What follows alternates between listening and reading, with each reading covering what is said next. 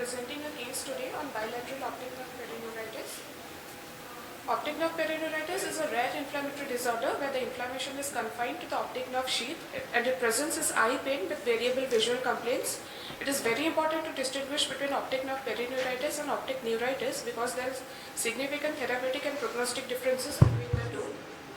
Here we report a rare case of bilateral optic nerve perineuritis in a young female patient of TB meningitis with no other fundus findings of ocular tuberculosis.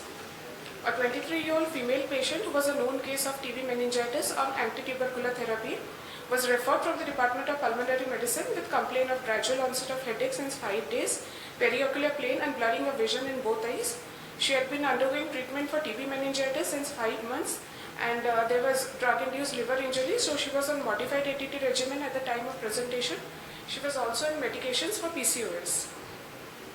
On examination, the visual acuity in the right eye was 612 and the left eye was 618 pars. The best corrected visual acuity came to 69 pars in the right eye and 618 in the left eye. Pupils were round regular reacting to light in the right eye and there was a RAPD grade 1 in the left eye. The IOP as measured by NCT was 14 mm of mercury in both eyes. On fundoscopy, we found a peripapillary ring-shaped elevation which was more in the left eye as compared to the right eye, and there was superotemporal pallor of the optic disc in the left eye. And Humphrey's visual field perimetry revealed an inferonasal field defect in the left eye, which was correlated to the superotemporal pallor of the optic disc in the left eye. An MRI orbit revealed mild bilateral prominent optic nerve sheath. And there was perineural enhancement in the coronal section, which is called as donut sign, which is significant for optic nerve perineuritis. And on treatment, we started tablet dexamethasone at dose of 0.1 milligram per kg per day, thrice daily for 14 days. Then it was tapered over 6 weeks. Tablet methylcobalamin 1500 microgram once daily for 6 weeks was given. And after 1 month follow-up, the visual acuity in the right eye was 6.9 and best corrected visual acuity in the right eye was 6.6. In the left eye, it was 6.12 and best corrected visual acuity was 6.9. There was no color vision deficiency in both eyes. Anterior segment was within normal limit in both eyes, but pupil, there was a persisting RAPD grade 1 in the left eye. And fundoscopy findings were same, peripapillary ring-shaped elevation in both eyes with temporal pallor of optic disc in the left eye. After 2 months follow-up, the best corrected visual acuity in the right eye and the left eye were both 6.6 and near vision came to N6. Anterior segment was within normal limits. The pupil, there was a persisting RAPD in the left eye and the fundoscopy was within normal limit in both eyes. However, the patient complained of a persisting headache, so she was referred to the Department of Neurology, who advised her treatment tablet flunarizine, amitriptyline, tablet topiramate and tablet naproxen. And at 6 monthly follow-up, there was no episodes of recurrence and the visual acuity remained same in both the eyes.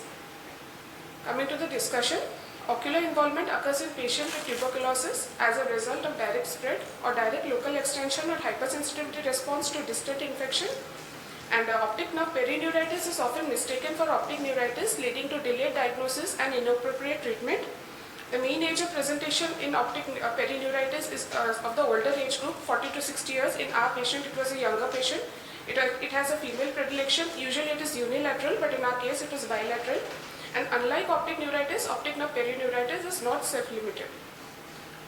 Optic nerve perineuritis requires a longer dose of oral corticosteroids with gradual tapering, otherwise it can lead to relapse. And if